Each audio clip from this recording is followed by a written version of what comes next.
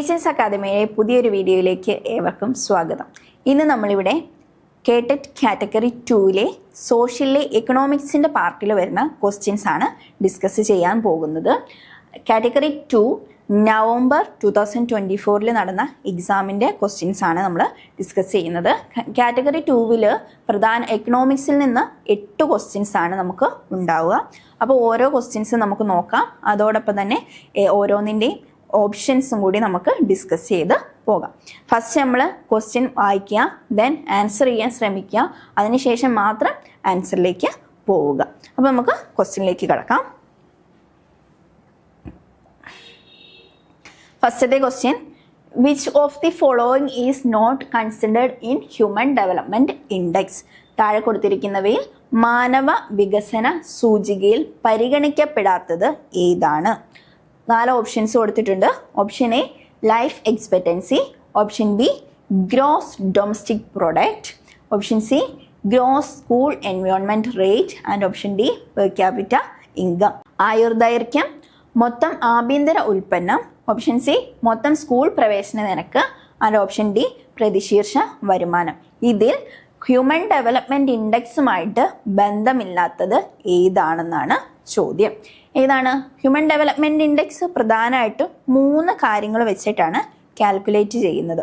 ഒന്ന് life expectancy, രണ്ടാമത്തേത് education index. Education ഇൻഡെക്സിനകത്ത് വരുന്നതാണ് ഇത് മൊത്ത സ്കൂൾ പ്രവേശന നിരക്ക് അല്ലെങ്കിൽ ഗ്രോസ് സ്കൂൾ എൻവയോൺമെൻറ്റ് റേറ്റ് എന്ന് പറയുന്നത്. ആൻഡ് തേർഡ് വൺ പറയുന്നത് ഏതാണ്? Per capita income. ഇപ്പോൾ ഈ 3 ഇൻഡിക്കേറ്റേഴ്സിനെ യൂസ് ചെയ്തിട്ടാണ് ഹ്യൂമൻ ഡെവലപ്മെൻറ്റ് ഇൻഡെക്സ് മെഷർ ചെയ്യുന്നത്. അപ്പോൾ നമുക്ക് അതിൽ നിന്ന് തന്നെ മനസ്സിലായി ഇതിനകത്ത് ഇല്ലാത്തത് ഏതാണ്? ഗ്രോസ് ഡൊമസ്റ്റിക് പ്രൊഡക്റ്റ് അല്ലെങ്കിൽ മൊത്ത ആഭ്യന്തര ഉൽപ്പന്നമാണ് HDI അല്ലെങ്കിൽ ഹ്യൂമൻ ഡെവലപ്മെൻറ്റ് ഇൻഡെക്സിനകത്ത് ഉൾപ്പെടാത്ത. അപ്പോൾ നമുക്ക് എക്സ്പ്ലനേഷൻ നോക്കാം. United Nations UNDP United nation development പ്രോഗ്രാമാണ് ഈ HDI റിപ്പോർട്ട് പ്രസിദ്ധീകരിക്കുന്നത്. ഇത് ഇമ്പോർട്ടൻറ്റ് ക്വസ്റ്റ്യൻ ആണ്, പല ക്വസ്റ്റ്യൻ പേപ്പറിലും കണ്ടിട്ടുണ്ട്. HDI റിപ്പോർട്ട് പ്രസിദ്ധീകരിക്കുന്നത് ഏത് സംഘടനയാണ്? UNDP തയ്യാറാക്കുന്ന മാനവ വികസന സൂചിക പ്രധാനമായിട്ടും 3 ഘടകങ്ങളെയാണ് ആശ്രയിച്ചിരിക്കുന്നത്. ഏതൊക്കെയാണ്?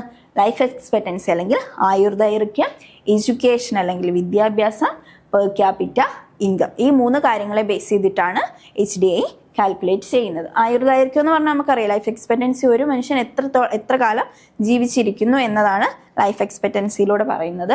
മിനിമം എത്ര കാലം ജീവിച്ചിരിക്കുന്നു എന്ന്.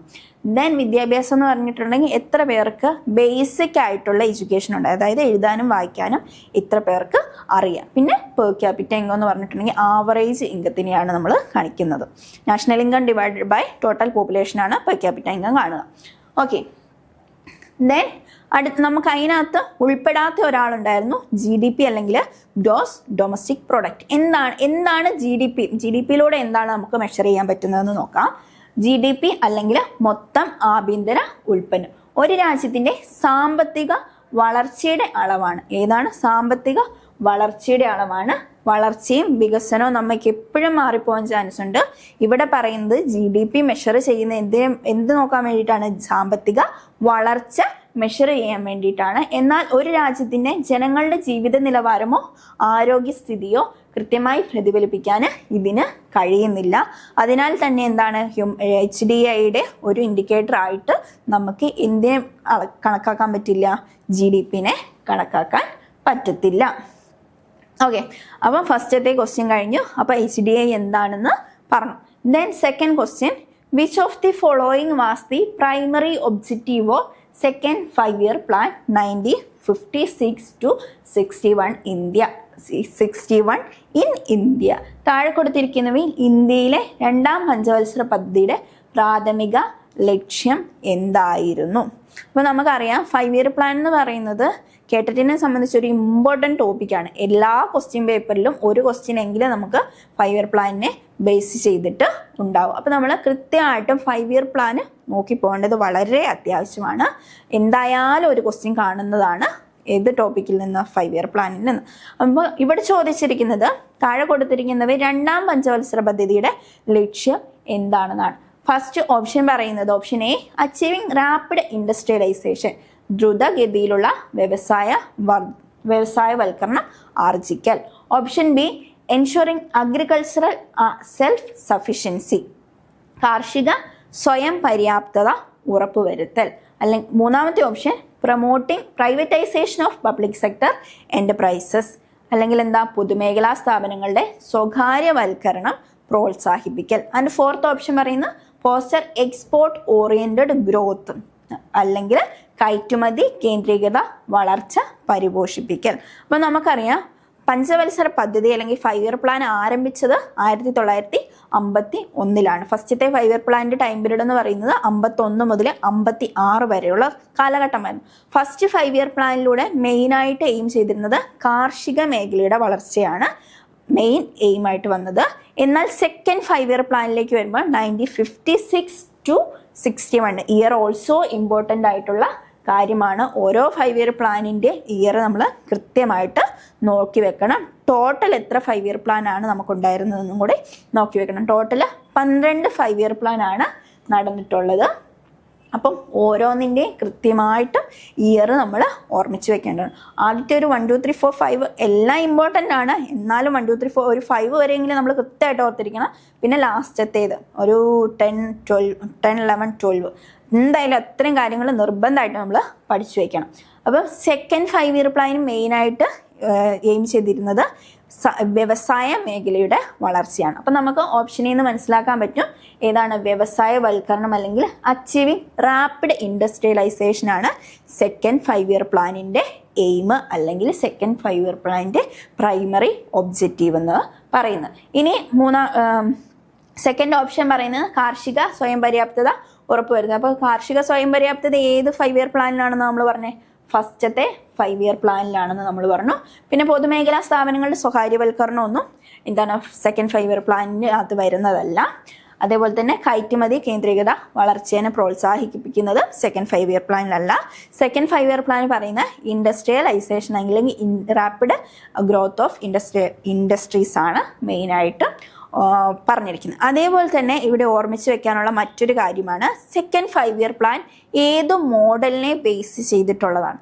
മഹാലാനോബിസ് മോഡലിനെ ബേസ് ചെയ്തിട്ടുള്ള 5 ഇയർ പ്ലാൻ ആണ് second 5 year plan. PEC Mahalanobis തയ്യാറാക്കിയ മാതൃകയിലുള്ള ഒരു 5 ഇയർ പ്ലാൻ ആണ് സെക്കൻഡ് 5 ഇയർ പ്ലാൻ. അതേപോലെ തന്നെ ഫസ്റ്റ് 5 ഇയർ പ്ലാൻ എന്ന് പറയുന്നത് ഹാരോഡ് ഡോമർ മോഡലിനെ ബേസ് ചെയ്തിട്ടാണ്. ഹാരോഡ് ഡോമർ ഫുൾ എഴുതുന്നില്ല, HD മോഡൽ എന്നാണ് എഴുതുന്നത്. ഹാരോഡ് ഡോമർ മോഡലിനെ ബേസ് ചെയ്തിട്ടാണ് ഫസ്റ്റ് 5 ഇയർ പ്ലാൻ നടന്നത്. അതേപോലെ തന്നെ സെക്കൻഡ് 5 ഇയർ പ്ലാനിൽ ബേസിക് ആൻഡ് ഹെവി ഇൻഡസ്ട്രീസിനാണ് അവർ ഊന്നൽ നൽകിയത്.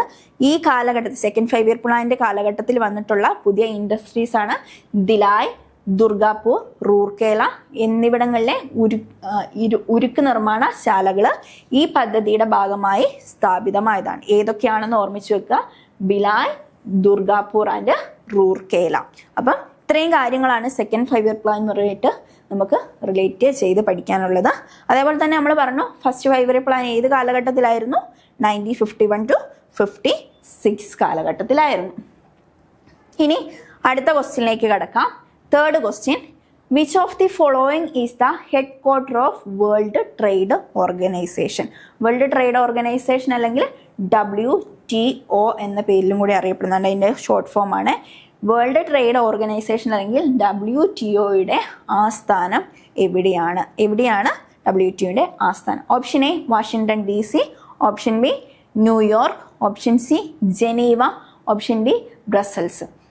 ഏതാണ് WTOയുടെ ആസ്ഥാനം എന്ന് പറയുന്നത്? ഇവിടെ കറക്റ്റ് ആൻസർ ആയിട്ട് വരുന്നത് ജനീവയാണ്. WTOയുടെ ആസ്ഥാനം. അപ്പോൾ നമുക്ക് മറ്റ് ഓപ്ഷനുകൾ എന്തുമായിട്ട് റിലേറ്റ് ചെയ്തിട്ടുള്ളതാണെന്ന് നോക്കാം. ഇനി WTO നിലവിൽ വന്നത് എന്താണെന്ന് പറഞ്ഞിട്ടുണ്ടെങ്കിൽ 1995 ജാനുവരി 1 ലോക വ്യാപാര സംഘടന സ്ഥാപിതമായത്. എന്തിനു വേണ്ടിയിട്ടാണ് ഈ WTO കൊണ്ടുവന്നത്? നമുക്ക് ആ പേരിൽ നിന്ന് തന്നെ മനസ്സിലാക്കാൻ പറ്റും അല്ലേ? ട്രേഡ്, വ്യാപാരമാണ് മെയിനായിട്ടുള്ള ഉദ്ദേശം. രാജ്യങ്ങൾ തമ്മിൽ വ്യാപാര നിയമങ്ങൾ നിർമ്മിക്കുക, തർക്കങ്ങൾ പരിഹരിക്കുക, അതേപോലത്തുള്ള കാര്യങ്ങളൊക്കെ ചെയ്യുന്നതാണ് എന്ത്? വേൾഡ് ട്രേഡ് ഓർഗനൈസേഷൻ എന്ന് പറയുന്നത്. ഇതിൻ്റെ ആസ്ഥാനം സ്വിറ്റ്സർലാൻഡിലെ ജനീവയിലാണ്. ഓക്കെ, അപ്പോൾ അത്രയാണ് നമുക്ക് വേൾഡ് ട്രേഡ് ഓർഗനൈസേഷനെ കുറിച്ച് പറയാനുള്ളത്. അപ്പോൾ നമ്മൾ അപ്പോൾ നമുക്ക് ഈ ക്വസ്റ്റ്യൻ കണ്ടപ്പോൾ മനസ്സിലായി ഓരോന്നിൻ്റെ ആസ്ഥാനങ്ങൾ ചോദിക്കുന്നുണ്ടെന്ന്. അപ്പോൾ നമുക്ക് ഓപ്ഷനിൽ തന്നിട്ടുള്ള കുറച്ച് ആസ്ഥാനങ്ങൾ ഏത് സംഘടനയുടെ ആണെന്ന് നോക്കാം. ഫസ്റ്റ് വൺ പറയുന്നത് വേൾഡ് ബാങ്ക് അല്ലെങ്കിൽ IMF, ഇന്റർനാഷണൽ മോണിറ്ററി ഫണ്ട് അല്ലെങ്കിൽ അന്താരാഷ്ട്ര നാണയനിധിയുടെ ആസ്ഥാനം എന്ന് പറയുന്നത് വാഷിങ്ടൺ, അമേരിക്കയിലെ വാഷിങ്ടൺ DC-യിലാണ്. സെക്കൻഡ് വൺ പറയുന്നത് UN-ൻ്റെയും അതേപോലെ തന്നെ യുനിസെഫിൻ്റെ UNICEF-ൻ്റെയും ആസ്ഥാനം ന്യൂയോർക്കിലാണ്. പിന്നെ യൂറോപ്യൻ യൂണിയൻ്റെ നാറ്റോയുടെ ആസ്ഥാനം വരുന്നത് ബ്രസൽസ് ആണ്. പിന്നെ WHO, ഇത് വേൾഡ് ഹെൽത്ത് ഓർഗനൈസേഷൻ ആണ്. മറ്റേത് വേൾഡ് ട്രേഡ് ഓർഗനൈസേഷൻ ആണ്, അത് ജനീവയാണ്. അപ്പം ഓരോന്നിൻ്റെ ആസ്ഥാനങ്ങൾ നമ്മൾ നോക്കി വെക്കുക. പ്രധാനപ്പെട്ടിട്ടുള്ള സ്ഥാപനങ്ങളുടെ ആസ്ഥാനം എവിടെയാണെന്ന് നോക്കി വെക്കുക. അതേപോലെ തന്നെ ബാങ്കുകൾ, RBI, SBI, Punjab national bank, അങ്ങനെ കുറേ ബാങ്കുകളുണ്ട്. അവയുടെയൊക്കെ ആസ്ഥാനം എവിടെയാണ് വരുന്നത് നമ്മൾ നോട്ട് ചെയ്ത് വെക്കണം. എല്ലാ ക്വസ്റ്റ്യനിലും കാണുന്നതാണ് ഏതെങ്കിലും ഒരു സ്ഥാപനത്തിൻ്റെ ആസ്ഥാനം എവിടെയാണെന്ന് ചോദിക്കുന്നത്. ഓക്കെ, അപ്പം നമുക്ക് നെക്സ്റ്റ് ക്വസ്റ്റ്യനിലേക്ക് പോവാം. Fourth question, which district in Kerala is known as the hub of coir production? കയർ ഉൽപാദനത്തിൻ്റെ ഹബ്ബായിട്ട് അറിയപ്പെടുന്നത് കേരളത്തിലെ ഏത് ജില്ലയാണ്?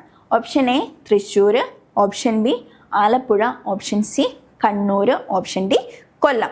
ഏത് ജില്ലയിലാണ് കയർ പ്രൊഡക്ഷൻ? നമുക്ക് ഓപ്ഷനിൽ നിന്നൊന്ന് ഗസ് ചെയ്താൽ തന്നെ കിട്ടുമല്ലേ. ആലപ്പുഴയാണ് കയർ പ്രൊഡക്ഷൻ്റെ ഹബ്ബായിട്ട് അറിയപ്പെടുന്നത്. നമുക്ക് നോക്കാം അതിൻ്റെ ഡീറ്റെയിൽസ്. കേരളത്തിൻ്റെ കയർ വ്യവസായത്തിൻ്റെ ഹൃദയഭൂമി എന്നറിയപ്പെടുന്നത് ഏതാണ്? ആലപ്പുഴയാണ്. എന്തുകൊണ്ടാണ് ഇവിടെ പറയും? കാരണം കായലുകളുണ്ട്, കായലുകളാൽ ചുറ്റപ്പെട്ട ഭൂപ്രകൃതിയാണ്. അതേപോലെ തന്നെ എന്താണ്, ഈ കയർ ഉൽപാദനം നടത്താനുള്ള എല്ലാവിധ സൗകര്യങ്ങളും ലഭിക്കുന്ന ഒരു ജില്ല എന്ന് പറയുന്നത് ആലപ്പുഴയാണ്. അതോടൊപ്പം തന്നെ മറ്റൊരു പ്രത്യേകത ആലപ്പുഴയ്ക്കുണ്ട്. ഇന്ത്യയിലെ തന്നെ ആദ്യത്തെ കയർ ഫാക്ടറി ഡാറാസ് മെയിൻ ആൻഡ് കമ്പനി എവിടെയാണ് വന്നത്? ആലപ്പുഴയിലാണ് ആദ്യമായിട്ട് ആരംഭിച്ചത് 1859 ജെയിംസ് ഡാറ എന്ന അമേരിക്കക്കാരൻ ആലപ്പുഴയിൽ സ്ഥാപിച്ചിട്ടുള്ള കമ്പനിയാണ്. അത് ഇന്ത്യയിലെ തന്നെ ആദ്യത്തെ കയർ ഉൽപാദന കമ്പനിയാണ്. അപ്പോൾ അത്രയാണ് നമുക്ക് ആലപ്പുഴ റിലേറ്റ് ചെയ്തും അതേപോലെ തന്നെ കയർ ഉൽപാദനം റിലേറ്റ് ചെയ്തും പറയാനുള്ളത്. ഇനി ബാക്കി ഓപ്ഷനിലുള്ള നമുക്ക് കണ്ണൂരും അതേപോലെ തന്നെ കൊല്ലത്തിൻ്റെയും കാര്യം നോക്കാം. കണ്ണൂരിൻ്റെ എന്താണ് പ്രത്യേകത വരുന്നത്? കൈത്തറികളുടെ വ്യവസായത്തിൻ്റെ കേന്ദ്രമായിട്ട് പറയുന്നത് കണ്ണൂരിനെയാണ്. അതേപോലെ തന്നെ എന്താണ്, കൈത്തറി ഉൽപ്പന്നങ്ങൾക്കൊക്കെ കണ്ണൂർ ലോക പ്രശസ്തമാണ്. പിന്നെ പറയുന്നത് കൊല്ലം, ഇന്ത്യയിലെ കശുവണ്ടിയുടെ തലസ്ഥാനം അല്ലെങ്കിൽ കാഷ്യൂ ക്യാപിറ്റൽ എന്നറിയപ്പെടുന്നത് ഏതാണ്? കൊല്ലമാണ്. ലോകത്തിലെ തന്നെ ഏറ്റവും വലിയ കശുവണ്ടി സംസ്കരണ കേന്ദ്രങ്ങളിൽ ഒന്ന് എവിടെയാണുള്ളത്? കൊല്ലത്താണ് ഉള്ളത്. ഇനി അടുത്ത ക്വസ്റ്റ്യനിലേക്ക് പോവാം. The concept of economic growth primarily focused on which of the following? സാമ്പത്തിക വളർച്ച എന്ന ആശയം മുഖ്യമായും കേന്ദ്രീകരിച്ചിരിക്കുന്നത് താഴെ കൊടുത്തിട്ടുള്ളവയിൽ ഏതുമായിട്ട് ആണ്? സാമ്പത്തിക വളർച്ചയാണ്. എക്കണോമിക് ഗ്രോത്തും എക്കണോമിക് ഡെവലപ്മെൻറ്റും ഡിഫറെൻ്റ് ആണ്. അത് ഡിഫറെൻ്റ് ആയ എങ്ങനെയാണ് അതിൻ്റെ ഡിഫറൻസ് എന്ന് മനസ്സിലാക്കി തന്നെ വേണം നമ്മൾ പഠിക്കാൻ. എപ്പോഴും ക്വസ്റ്റ്യൻ പേപ്പറുകൾ കാണുന്ന ഒരു ക്വസ്റ്റ്യനാണ്. ഒന്നെങ്കിൽ എക്കണോമിക് ഗ്രോത്ത് കാണാം, അല്ലെങ്കിൽ എക്കണോമിക് ഡെവലപ്മെൻറ്റ് കാണാം. നമ്മൾ യൂഷ്വലി നമ്മൾ ഗ്രോത്തും ഡെവലപ്മെൻറ്റും ഒക്കെ എന്താണ് ഇൻ്റർചേഞ്ച് ആയിട്ട് യൂസ് ചെയ്യലുണ്ട്. പക്ഷേ രണ്ടും വ്യത്യസ്ത കൺസെപ്റ്റാണെന്ന് മനസ്സിലാക്കി തന്നെ വേണം നമ്മൾ എക്സാം പോയിന്റ് ഓഫ് വ്യൂവിലേക്ക് പഠിക്കാൻ. നമുക്ക് നോക്കാം ഓപ്ഷൻസ്. ഫസ്റ്റ് ഓപ്ഷൻ എ പറയുന്നത് ക്വാളിറ്റേറ്റീവ് ഇംപ്രൂവ്മെൻറ്റ് ഇൻ ലൈഫ്, ജീവിത രീതിയിലുള്ള ഗുണപരമായ മെച്ചപ്പെടൽ. Option B quantitative increase in national output അല്ലെങ്കിൽ ദേശീയ ഉൽപാദനത്തിലുള്ള വർധനവ്. Option C reduction of income inequality അല്ലെങ്കിൽ വരുമാനത്തിൻ്റെ അസമത്വം കുറയ്ക്കൽ. And option D elimination of poverty, ദാരിദ്ര്യ നിർമ്മാർജ്ജനം. അപ്പോൾ നമുക്ക് സാമ്പത്തിക വളർച്ച എന്ന് പറയുമ്പോൾ എന്താ ആദ്യം സാമ്പത്തിക വളർച്ച എന്നാ സാമ്പത്തിക വളർച്ച എന്താണെന്നും സാമ്പത്തിക വികസനം എന്താണെന്ന് നമുക്ക് ഫസ്റ്റ് നോക്കാം. സാമ്പത്തിക വളർച്ച അല്ലെങ്കിൽ എക്കണോമിക് ഗ്രോത്ത് എന്ന് പറയുന്നത് നമ്മുടെ ഗ്രോസ് ഡൊമസ്റ്റിക് പ്രൊഡക്റ്റിൽ വരുന്ന വർധനവിനെയാണ്, അല്ലെങ്കിൽ നാഷണൽ ഔട്ട്പുട്ടിൽ ഉണ്ടാകുന്ന ക്വാണ്ടിറ്റേറ്റീവ് ഇൻക്രീസിനെയാണ് നമ്മൾ സാമ്പത്തിക വളർച്ച ഓർ എക്കണോമിക് ഗ്രോത്ത് എന്ന് പറയുന്നത്. അവിടെ ക്വാണ്ടിറ്റിനെ ബേസ് ചെയ്തിട്ടാണ് നമുക്ക് എത്രത്തോളം വളർന്നു എന്ന് നമുക്ക് മെഷർ ചെയ്യാൻ പറ്റുന്നതാണ് സാമ്പത്തിക വളർച്ചയിൽ പറയുന്നത്. ഇനി സാമ്പത്തിക വികസനത്തിലേക്ക് വരുമ്പോൾ അവിടെ എന്താണ്? ഒരു ക്വാളിറ്റേറ്റീവ് മെഷറാണ്. അതായത് സാമ്പത്തിക വളർച്ചയോടൊപ്പം ഒപ്പം എന്തും വേണം, ജനങ്ങളുടെ ജീവിത നിലവാരത്തിലുള്ള വർധന കൊണ്ട്, അതായത് അവർക്ക് ബേസിക് ആയിട്ടുള്ള എല്ലാ കാര്യങ്ങളും, വിദ്യാഭ്യാസം, പാർപ്പിടം, എഡ്യൂക്കേഷൻ, ഹെൽത്ത് കെയർ, അങ്ങനത്തെ കാര്യങ്ങളും കൂടി നോക്കുന്ന, സ്റ്റാൻഡേർഡ് ഓഫ് ലിവിങ്, ഇത്തരം കാര്യങ്ങളും കൂടി ഇൻക്ലൂഡ് ചെയ്തിട്ടുള്ള ബ്രോഡായിട്ടുള്ള കൺസെപ്റ്റിനെയാണ് സാമ്പത്തിക വികസനത്തിൽ നമ്മൾ ഉൾപ്പെടുന്നത്. എന്നാൽ സാമ്പത്തിക വളർച്ചയിൽ എന്താണ്, ക്വാണ്ടിറ്റേറ്റീവ് ആയിട്ടുള്ള കാര്യങ്ങൾ മാത്രമേ സാമ്പത്തിക വളർച്ചയിൽ ഉൾപ്പെടുന്നുള്ളൂ. അപ്പം നമുക്ക് ഓപ്ഷനിൽ നിന്ന് തന്നെ മനസ്സിലാക്കാൻ പറ്റും ഏതാണ് സാമ്പത്തിക വളർച്ചയുടെ അല്ലെങ്കിൽ എക്കണോമിക് ഗ്രോത്തിൻ്റെ ഇൻഡിക്കേറ്റർ അല്ലെങ്കിൽ എന്താണ് സവിശേഷതയായിട്ട് വരുന്നതെന്ന്. ദേശീയ ഉൽപാദനത്തിലുള്ള വർധനവ്. മറ്റേതൊക്കെ എന്താണ്, ജീവിത നിലവാരം അല്ലെങ്കിൽ qualitative improvement in life, qualitative ആണ്. അതെന്തിനകത്ത് വരുന്നതാണ്, ഇക്കണോമിക് ഡെവലപ്മെന്റ്. ഓക്കെ, ഇവിടെ എഴുതാം കേട്ടോ. ക്വാളിറ്റേറ്റീവ് ഇംപ്രൂവ്മെന്റ് ഇൻ ലൈഫ് അതെന്തിനകത്ത് വരുന്നതാണ്, ഡെവലപ്മെന്റിനകത്ത് വരുന്നതാണ്. അതേപോലെ തന്നെ വരുമാനത്തിന്റെ അസമത്വം കുറയ്ക്കൽ, അതായത് എല്ലാവർക്കും ഇക്വാളിറ്റി കൊണ്ടുവരിക എന്നത് എന്തിന്റെ ആശയമാണ്, ഇക്കണോമിക് ഡെവലപ്മെന്റിന്റെ ആശയമാണ്. അതേപോലെ തന്നെ ദാരിദ്ര്യ നിർമ്മാർജ്ജനം എന്തിന്റെ ആശയമാണ്, ഇക്കണോമിക് ഡെവലപ്മെന്റിന്റെ ആശയമാണ്. അപ്പം ഇക്കണോമിക് ഗ്രോത്തുമായിട്ട് റിലേറ്റ് ചെയ്തിരിക്കുന്ന ഓപ്ഷൻ ബി ആണ്, ദേശീയ ഉൽപാദനത്തിനുള്ള വർധനവ് അല്ലെങ്കിൽ quantitative increase in national output. Okay, അപ്പോൾ നമ്മൾ പറഞ്ഞ കാര്യങ്ങൾ തന്നെയാണ് ഇവിടെ കൊടുത്തിരിക്കുന്നത്. സാമ്പത്തിക വളർച്ച എന്താണെന്ന് പറഞ്ഞിട്ടുണ്ട്.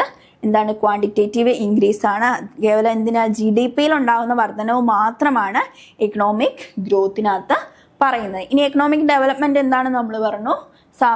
വളർച്ചയേക്കാൾ വലിയൊരു ബ്രോഡർ കൺസെപ്റ്റ് ആണെന്ന് പറഞ്ഞു. സാമ്പത്തിക വളർച്ചയോടൊപ്പം ജനങ്ങളുടെ ജീവിത നിലവാരത്തിൽ ഉണ്ടാകുന്ന മെച്ചപ്പെടലാണ് സാമ്പത്തിക വികസനത്തിലൂടെ ലക്ഷ്യം വെക്കുന്നത്. ആരോഗ്യകരമായ കാര്യങ്ങളും വിദ്യാഭ്യാസം, ദാരിദ്ര്യ നിർമ്മാർജ്ജനം ഇവയൊക്കെ എന്താണ്, സാമ്പത്തിക വികസനത്തിന് എക്സാമ്പിളാണ്. അപ്പം നമ്മൾ പറഞ്ഞതാണ് ഈ പോയിന്റുകളൊക്കെ. മറ്റ് ബാക്കി 3 പോയിന്റ്, അതായത് ജീവിത നിലവാരത്തിലുള്ള മെച്ചപ്പെടലും വരുമാനത്തിന്റെ അസമത്വം കുറയ്ക്കലും ദാരിദ്ര്യ നിർമ്മാർജ്ജനം ഒക്കെ എന്തുമായിട്ട് റിലേറ്റ് ചെയ്താണ്, സാമ്പത്തിക വികസനവുമായിട്ട് റിലേറ്റ് ചെയ്ത കാര്യങ്ങളാണ്. ഇനി സാമ്പത്തിക വളർച്ചയും സാമ്പത്തിക വികസനത്തിന്റെയും ജസ്റ്റ് നമ്മൾ പഠനത്തിന്റെയും ബേസ് ചെയ്തിട്ടുള്ള ഒരു ടേബിളാണ്. നമുക്കൊന്ന് സിംപ്ലിഫൈ ചെയ്ത് മനസ്സിലാകാൻ വേണ്ടിയിട്ട്. ഒന്ന്, സാമ്പത്തിക വളർച്ച അളവുപരമായ മാറ്റം അല്ലെങ്കിൽ ക്വാണ്ടിറ്റേറ്റീവ് ആണ്. അപ്പോൾ എന്താണ് സാമ്പത്തിക വികസനം എന്ന് പറയുന്നത്, ക്വാളിറ്റേറ്റീവ് ആണ്. ഇത് എക്കണോമിക് ഡെവലപ്മെന്റ് ആണ്. ഡെവലപ്മെന്റ് ഷോർട്ടായിട്ട് എഴുതിയേ ഉള്ളൂ. ഇത് ഗ്രോത്ത്. ഓക്കെ, എക്കണോമിക് ഗ്രോത്ത് എന്ന് പറയുന്നത് ക്വാണ്ടിറ്റേറ്റീവ് ആണ്. ഡെവലപ്മെന്റ് എന്ന് പറയുന്നത് എന്താണ്, ക്വാളിറ്റേറ്റീവ് ആണ്. ഗ്രോത്തിനകത്ത് വരുന്നതാണ് GDP അല്ലെങ്കിൽ പ്രതിശീർഷ വരുമാനം, പെർ ക്യാപിറ്റ ഇൻകം. ഇതിനകത്ത് വരുന്നതാണ് ഹ്യൂമൻ ഡെവലപ്മെന്റ് ഇൻഡെക്സും PQLAയും സസ്റ്റൈനബിൾ ഡെവലപ്മെന്റും ഒക്കെ എന്തിനകത്ത്, ഡെവലപ്മെന്റിനകത്ത് വരുന്നതാണ്. ഇതൊക്കെ ഇൻഡിക്കേറ്റേഴ്സ് ആണ്. Human development index, physical quality life index ഒക്കെ എക്കണോമിക് ഡെവലപ്മെന്റ് മെഷർ ചെയ്യാനുള്ള ഇൻഡിക്കേറ്റേഴ്സ് ആണ്. പിന്നെ അത് പരിമിതമായ കാഴ്ചപ്പാടാണ്. എന്നാൽ സാമ്പത്തിക വികസനം എന്ന് പറയുന്നത് എന്താണ്, ബ്രോഡർ കൺസെപ്റ്റ് ആണ്. കാരണം വളർച്ചയോടൊപ്പം തന്നെ ജനങ്ങളുടെ ജീവിത നിലവാരം കൂടെ ഫോക്കസ് ചെയ്യുന്നവരാണ് ആര്, സാമ്പത്തിക വികസനത്തിൽ ഉള്ളത്. അപ്പം എന്താ സാമ്പത്തിക വളർച്ച, എന്താ സാമ്പത്തിക വികസനം എന്ന് ക്ലിയർ ആയി. ദെൻ നെക്സ്റ്റ് ക്വസ്റ്റ്യൻ, 6ാമത്തെ ക്വസ്റ്റ്യൻ ആണ്. Which of the following is not a government initiative for food security in India? താഴെ കൊടുത്തിരിക്കുന്നവയിൽ ഇന്ത്യയിൽ ഭക്ഷ്യസുരക്ഷയ്ക്ക് വേണ്ടിയുള്ള സർക്കാർ സംരംഭം അല്ലാത്തത് ഏതാണ്? ഓപ്ഷൻസ് നോക്കാം. PMGKAY, option B ICDS, option C PMKVY and option D PDS. അപ്പോൾ നമുക്ക് ഇതിൻ്റെ ഇവിടെ നമ്മൾ ഇത് പഠിക്കുന്ന ടൈമിൽ ഫസ്റ്റ് നമ്മൾ പഠിക്കുന്നത് ഇതിൻ്റെ എക്സ്പാൻഷൻ പഠിക്കണം. അതേപോലെ തന്നെ നമ്മൾ പഠിച്ചു വെക്കേണ്ടത് ഓരോന്നും എന്തുമായിട്ട് റിലേറ്റ് ചെയ്തിട്ടുള്ള കാര്യങ്ങളാണ്. ഇവിടെ ചോദിച്ചിരിക്കുന്നത് ഭക്ഷ്യസുരക്ഷയ്ക്ക് വേണ്ടി അല്ലാത്തത് ഏതാണെന്ന്. അപ്പോൾ നമുക്ക് ഭക്ഷ്യസുരക്ഷയ്ക്ക് വേണ്ടി ഉള്ളത് ഏതാണെന്ന് അറിയണം, അതേപോലത്തെ അല്ലാത്ത ഏതാണെന്ന് നമ്മൾ പഠിച്ചു വെക്കണം. അതിന് ഏറ്റവും ഇമ്പോർട്ടൻ്റ് നമുക്ക് ആ പേരിൽ നിന്ന് തന്നെ മനസ്സിലാക്കണമെങ്കിൽ അതിൻ്റെ എക്സ്പാൻഷൻ പഠിച്ചു വെക്കണം. നമുക്ക് നോക്കാം. ഇവിടെ കറക്റ്റ് ആൻസർ വരുന്നത് PMKVY ആണ്, പ്രധാനമന്ത്രി കൗശൽ വികാസ് യോജന. അത് ഒരു സ്കിൽ ഡെവലപ്മെന്റ് പ്രോഗ്രാമാണ്. പ്രധാനമന്ത്രി കൗശൽ വികാസ് യോജന എന്ന് പറയുന്നത്. ഇത് കേന്ദ്ര സർക്കാരിൻ്റെ ഒരു നൈപുണ്യ വികസന പദ്ധതിയാണ്. യുവാക്കൾക്ക് വിവിധ തൊഴിൽ മേഖലയിൽ പരിശീലനം നൽകി അവർക്ക് ജോലിക്ക് പ്രാപ്തരാക്കുക എന്നതാണ് ഈ PMKVY ബി വൈയിലൂടെ ഉദ്ദേശിക്കുന്നത്. ഇനി നമുക്ക് ബാക്കി ഓപ്ഷനുകൾ നോക്കാം. ഫസ്റ്റത്തെ ഓപ്ഷൻ എന്ന് പറയുന്നത് PMGKAY, പ്രധാനമന്ത്രി ഗരീബ് കല്യാൺ അന്ന യോജനയാണ്. ആ പേരിൽ നിന്ന് തന്നെ നമുക്ക് മനസ്സിലാക്കാൻ പറ്റില്ല ഒരു ഫുഡ് റിലേറ്റഡ് കാര്യമാണെന്ന്. ഈ PMGKAY എന്ന് പറയുന്നത് ആരംഭിച്ചത് COVID-19 കാലഘട്ടത്തിലായിരുന്നു. ദരിദ്ര ജനവിഭാഗത്തിൽ പെടുന്നവർക്ക് പ്രതിമാസം 5 കിലോ അരി അല്ലെങ്കിൽ ഗോതമ്പ്, പ്രതിമാസം 5 കിലോ ഗോതമ്പ് അല്ലെങ്കിൽ അരി നൽകുന്ന ഒരു പദ്ധതിയാണ് ഈ PMGAY എന്ന് പറയുന്നത്. ഇതിന്റെ മെയിനായിട്ടുള്ള ലക്ഷ്യം എന്താണ്? ദാരിദ്ര്യ നിർമ്മാർജ്ജനം തന്നെയാണ് മെയിനായിട്ട് വരുന്ന ലക്ഷ്യം എന്ന് പറയുന്നത്. ഇനി സെക്കൻഡ് വൺ പറയുന്നത് ICDS, integrated child development service ആണ്. ഇത് മെയിനായിട്ടും ഒരു ശിശു വികസന സേവന പദ്ധതിയാണ്. ആർക്കൊക്കെ വേണ്ടിയിട്ട്? 6 വയസ്സിന് താഴെയുള്ള കുട്ടികൾക്ക്, അതേപോലെ തന്നെ പ്രഗ്നൻ്റ് ആയ ലേഡീസിന്, ഫീഡ് ചെയ്യുന്ന ലേഡീസിന്, അമ്മമാർക്ക്, അവർക്കൊക്കെ വേണ്ടിയിട്ട് എന്ത് നൽകുന്ന പോഷകാഹാരം ലഭ്യമാകുക അല്ലെങ്കിൽ അവരുടെയൊക്കെ പോഷകാഹാര നിലവാരം വർദ്ധിപ്പിക്കുക എന്ന ലക്ഷ്യത്തോടു കൂടി അംഗനവാടികളുമായി ചേർന്ന് നടപ്പിലാക്കുന്ന ഒരു പദ്ധതിയാണ് ICDS എന്ന് പറയുന്നത്. അപ്പോൾ അതും എന്താണ്? ഫുഡ് റിലേറ്റഡ് ആണ്. അപ്പം അതും കറക്റ്റ് ആൻസർ ആണ്. ലാസ്റ്റ് വൺ പറയുന്നത് PDS ആണ്. നമുക്ക് എല്ലാവർക്കും അറിയാലോ, പബ്ലിക് ഡിസ്ട്രിബ്യൂഷൻ സിസ്റ്റം എന്ന് പറയുന്നത്, അഥവാ റേഷൻ കട കുറഞ്ഞ നിരക്കിൽ അരിയും അതേപോലെ തന്നെ ഗോതമ്പും ഒക്കെ ലഭ്യമാകുന്ന ഒരു സ്ഥാപനമാണ്. അതും എന്തും റിലേറ്റഡ് ആണ്? ഫുഡുമായിട്ട് റിലേറ്റഡ് ആണ്. അപ്പം നമ്മുടെ ക്വസ്റ്റ്യൻ ഇവിടെ ചോദിച്ചിരിക്കുന്നത് ഭക്ഷ്യസുരക്ഷയ്ക്ക് വേണ്ടി അല്ലാത്തത് ഏതാണെന്നാണ്. PMKVY ആണ്. അതായത് ഒരു പ്രധാനമന്ത്രി കൗശൽ വികാസ് യോജന എന്ന് പറയുന്ന ഒരു സ്കിൽ ഡെവലപ്മെൻറ്റ് പ്രോഗ്രാമാണ്. അപ്പോൾ ഓപ്ഷൻ സി ആണ് കറക്റ്റ് ആൻസർ. അപ്പോൾ ഇവിടെ നിന്ന് മനസ്സിലാക്കാൻ പറ്റും നമുക്കും ഈ പോവർട്ടി എലിവേഷൻ പ്രോഗ്രാം, അതേപോലെ തന്നെ ഫുഡ് സെക്യൂരിറ്റി പ്രോഗ്രാം ഒക്കെ കുറേ കേന്ദ്ര ഗവൺമെൻറ് ഒക്കെ ഇൻട്രൊഡ്യൂസ് ചെയ്യുന്നുണ്ട്, അതേപോലെ തന്നെ സംസ്ഥാന ഗവൺമെൻറ് ഇൻട്രൊഡ്യൂസ് ചെയ്യുന്നുണ്ട്. അപ്പോൾ അതൊക്കെ ഏതൊക്കെയാണ് ആ പ്രോഗ്രാമുകൾ എന്നൊന്ന് നമ്മൾ നോട്ട് ചെയ്ത് വെക്കേണ്ടതുണ്ട്. അതേപോലെ തന്നെ അതിലൂടെ എയിം ചെയ്യുന്ന എന്താണ്, അതേപോലെ തന്നെ നമ്മൾ നോക്കേണ്ടത് ആരാണ് ഇൻട്രൊഡ്യൂസ് ചെയ്തത്, എപ്പോഴാണ് ഇൻട്രൊഡ്യൂസ് ചെയ്തത്. പല കാലഘട്ടങ്ങളിലായിട്ട് ഇൻട്രൊഡ്യൂസ് ചെയ്തിട്ടുള്ള കാര്യങ്ങളായിരിക്കും. അപ്പോൾ നമ്മൾ ആരുടെ കാലഘട്ടത്തിലാണ് ഇൻട്രൊഡ്യൂസ് ചെയ്തതെന്നൊക്കെ നമ്മൾ ഇവിടെ നോട്ട് ചെയ്ത് വെക്കേണ്ടതുണ്ട്. ദെൻ പറയുന്ന അടുത്ത question, 7th question, the number of nationalised commercial banks in India as on April 2024. April 2024 വരെയുള്ള കാര്യമാണ് ചോദിച്ചിരിക്കുന്നത്. 2024 ഏപ്രിൽ മാസം അടിസ്ഥാനമാക്കി ഇന്ത്യയിലുള്ള ദേശസാൽകൃത വാണിജ്യ ബാങ്കുകളുടെ എണ്ണം എത്രയാണ്? Option A 12, option B 14, option C 15 and option D 19. എത്ര ദേശസാൽകൃത ബാങ്കുകൾ അല്ലെങ്കിൽ എത്ര പബ്ലിക് സെക്ടർ ബാങ്കുകളാണ് 2024 ഏപ്രിൽ വരെ ഉള്ളതെന്ന്? ഓപ്ഷൻ എ ആണ് കറക്റ്റ് ആൻസർ. 2024 ഏപ്രിൽ വരെയുള്ള പബ്ലിക് സെക്ടർ ബാങ്കുകൾ എന്ന് പറയുന്നത് 12 എണ്ണമാണ്. എന്നാൽ 2017 മുമ്പ് ഇന്ത്യയിൽ 27 പൊതുമേഖലാ ബാങ്കുകൾ ഉണ്ടായിരുന്നു. പക്ഷേ ഇപ്പം ഇങ്ങനെ 12 കുറഞ്ഞ് കുറേ ബാങ്കിൽ ഇങ്ങനെ ലയനങ്ങൾ അല്ലെങ്കിൽ മേർജിങ് നടക്കുന്നുണ്ടല്ലേ. അങ്ങനെ പല ബാങ്കുകളും ഓരോ ബാങ്കിലേക്ക് ലയിച്ചിട്ട് ആ 27 എന്നുള്ള നമ്പർ എത്രയിലേക്ക് എത്തി? 12 ബാങ്കുകളായിട്ട് മാറുകയാണ് ചെയ്തത്. സ്റ്റേറ്റ് ബാങ്ക് ഓഫ് ഇന്ത്യ ആണ് ഇത് ഏറ്റവും വലിയ പൊതുമേഖലാ ബാങ്ക് എന്ന് പറയുന്നത്. സ്റ്റേറ്റ് ബാങ്ക് ഓഫ് ഇന്ത്യ മറ്റ് 11 പൊതുമേഖലാ ബാങ്കും കൂടി ഉൾപ്പെടുന്നതാണ് ഈ 12 പൊതുമേഖലാ ബാങ്കുകൾ എന്ന് പറയുന്നത്. ഏതൊക്കെയാണ് ഇപ്പം നിലവിലുള്ള പൊതുമേഖലാ ബാങ്കുകൾ നമുക്ക് നോക്കാം. സ്റ്റേറ്റ് ബാങ്ക് ഓഫ് ഇന്ത്യ ഏറ്റവും വലിയ ബാങ്കാണ്. സെക്കൻഡ് വൺ പറയുന്നത് പഞ്ചാബ് നാഷണൽ ബാങ്ക് അല്ലെങ്കിൽ PNB എന്ന് പറയുന്നത്. പഞ്ചാബ് നാഷണൽ ബാങ്ക് ആണ് വലിപ്പത്തിൻ്റെ കാര്യത്തിൽ 2ാം സ്ഥാനത്തുള്ളത്. മൂന്നാമത്തെ ബാങ്ക് ഓഫ് ബറോഡ. ഇത് ഓർഡറിലാണ് കേട്ടോ. Bank of Baroda, then Canara bank, union bank of India, bank of India, Indian bank, central bank of India, Indian overseas bank, UCO bank, bank of Maharashtra, Punjab and Sindh bank. ഏതൊക്കെ ബാങ്കുകളാണ് ലയനം നടന്നത് നമുക്ക് നോക്കാം. പ്രധാനമായിട്ടുള്ള ലയനം അല്ലെങ്കിൽ merging oriental bank of commerce, United bank of India എന്നിവ Punjab national bank ലഭിച്ചു. ഇങ്ങനെ ലയിക്കുന്ന എന്തിനാണെന്ന് വെച്ചിട്ടുണ്ടെങ്കിൽ കൂടുതൽ കാര്യക്ഷമതയോടെ പ്രവർത്തിക്കാൻ വേണ്ടിയിട്ടാണ് ഈ ബാങ്ക് ലയനങ്ങൾ നടക്കുന്നത്. അപ്പം പഞ്ചാബ് നാഷണൽ ബാങ്കിൽ ലയിച്ചിട്ടുള്ള 2 ബാങ്കുകളാണ് ഓറിയന്റൽ ബാങ്ക് ഓഫ് കൊമേഴ്സും united bank of India. Syndicate bank Canara ബാങ്കിൽ, സിൻഡിക്കേറ്റ് ബാങ്ക് ലയിച്ചത് കാനറ ബാങ്കിലാണ്. ആന്ധ്ര ബാങ്ക്, കോർപ്പറേഷൻ ബാങ്ക് എന്നിവ യൂണിയൻ ബാങ്ക് ഓഫ് ഇന്ത്യയിൽ ലയിച്ചു. അലഹബാദ് ബാങ്ക് ഇന്ത്യൻ ബാങ്കിൽ ലയിച്ചു. വിജയ ബാങ്ക്, ദേന ബാങ്ക് എന്നിവ ബാങ്ക് ഓഫ് ബറോഡയിൽ ലയിച്ചു. ഇത്രയാണ് പ്രധാനമായിട്ടുള്ള ലയിച്ചിട്ടുള്ള ബാങ്കുകൾ. അപ്പം ഇപ്പം നിലവിൽ 12 പബ്ലിക് സെക്ടർ ബാങ്കുകളാണ് ഉള്ളത്. അപ്പം അത്രയും ഓർമ്മിച്ച് വെക്കുക. ഇതിൻ്റെ last question, in which year was the last census in India carried out? ഇന്ത്യയിൽ അവസാനമായിട്ട് സെൻസസ് നടന്നത് ഏത് വർഷമാണ്? Option A 2001, option B 2011, option C 2021 and option D 2019. നമുക്കറിയാം സെൻസസ് നടക്കുന്ന എപ്പോഴാണ്? ഓരോ 10 വർഷം കൂടുമ്പോഴാണ് ഇന്ത്യയിൽ സെൻസസ് നടക്കുന്നത്. പക്ഷെ നമ്മൾക്ക് ലാസ്റ്റ് സെൻസസ് നടന്നിരിക്കുന്നത് 2011. അപ്പം ഈ 2021 നടക്കേണ്ടതായിരുന്നു സെൻസസ്. പക്ഷേ കോവിഡ് കാലഘട്ടം ആയതുകൊണ്ട് അപ്പം സെൻസസ് നടന്നിട്ടില്ല.